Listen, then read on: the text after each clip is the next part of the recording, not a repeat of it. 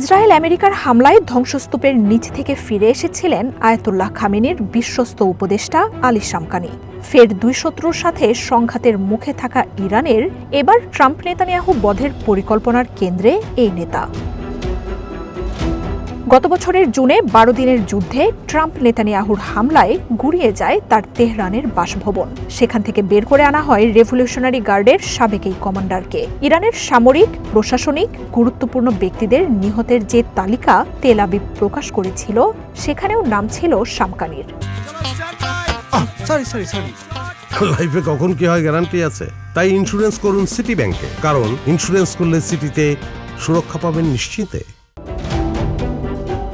অক্টোবরে প্রকাশিত এক সাক্ষাৎকারে নিজের বেঁচে থাকার কথা জানান দিয়ে ইসরায়েল ও আমেরিকাকে তীব্র ভাষায় আক্রমণ করেন তিনি। 70 বছর বয়সী আলী শামকানি ইরানের এলিট ফোর্স রেভলিউশনারি গার্ডের সাবেক কমান্ডার ও সর্বোচ্চ নেতা আয়াতুল্লাহ খামেনির বিশ্বস্ত উপদেষ্টা। যুদ্ধের পর নতুন প্রতিষ্ঠিত দেশটির প্রতিরক্ষা কাউন্সিলের সেক্রেটারি হিসেবে খামেনি তাকে নিয়োগ দিয়েছেন। শামকানির এই নিয়োগ তাকে দেশটির নীতি নির্ধারণের কেন্দ্রে নিয়ে এসেছে।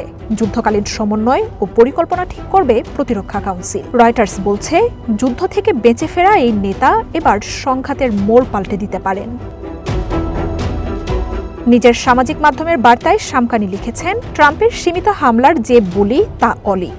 আমেরিকার কাছ থেকে ছোট বড় যে কোনো ধরনের ঢিল ছোড়া হলেও তা এবার সর্বাত্মক যুদ্ধে পরিণত হবে বলে হুঁশিয়ার করেছেন তিনি। জানান, ওয়াশিংটনকে ইরান যে জবাব দেবে তা হবে তাৎক্ষণিক, অভূতপূর্ব ও নজিরবিহীন। ইসরায়েলও যে জবাব থেকে রেহাই পাবে না সেই হুঁশিয়ারিও দেন তিনি।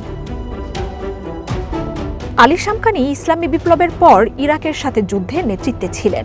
নতুন গঠিত ইসলামিক রিপাবলিককে প্রতিষ্ঠার পাশাপাশি লড়াই সংগ্রামেও তার ভূমিকা ছিল গুরুত্বপূর্ণ। 2023 সালে সুপ্রিম ন্যাশনাল কাউন্সিল থেকে বেরিয়ে যাওয়ার পর খামেনির রাজনৈতিক উপদেষ্টা হিসেবে কাজ করছেন তিনি। 2015 সালে আমেরিকার সাথে পরমাণু চুক্তি, 2018 সালে ট্রাম্পের তা থেকে বেরিয়ে যাওয়া, ইরানের প্রতিরক্ষা ও নিরাপত্তা নীতি সহ নানা গুরুত্বপূর্ণ ঘটনায় সুপ্রিম কাউন্সিলে খামেনির প্রতিনিধি হিসেবে কাজ করেছেন শামকানি। আমেরিকার সাথে চলমান অচলাবস্থা যে কোনো সময় যুদ্ধে গড়াতে পারে, আর এই সময়ে শামকানি তার প্রভাব ভালোভাবেই কাজে লাগাচ্ছেন। 1955 সালে তেল সমৃদ্ধ খুজেস্তান প্রদেশের ঐতিহ্যবাহী এক আরব পরিবারের জন্ম আলী শামকানির। ইরাকের সাথে যুদ্ধে সাদ্দাম হুসেনের বাহিনীর সাথে লড়াইয়ে বুদ্ধি ও বীরত্বের প্রমাণ দেন তিনি। সামরিক বাহিনীর বিভিন্ন পদের পাশাপাশি তিনি কাজ করেছেন কূটনৈতিক গুরুত্বপূর্ণ নানা পদেও। 1997 সালে দেশটির প্রতিরক্ষা মন্ত্রীর পদে নিয়োগ পাওয়ার পর সৌদি আরবের সাথে উত্তেজনা কমাতে ঐতিহাসিক পদক্ষেপ নেন তিনি। গত অক্টোবরে এক সাক্ষাৎকারে শামকানি জানান, ইরানের উচিত ছিল 90 দশকেই পরমাণু অস্ত্র তৈরি করা। কয়েক বছর ধরেই আমেরিকার নিষেধাজ্ঞার তালিকায় রয়েছে শামকানি ও তার পরিবারের সদস্যরা। মার্জিয়া উপমা, ওয়ান ইন্টারন্যাশনাল ডেস্ক।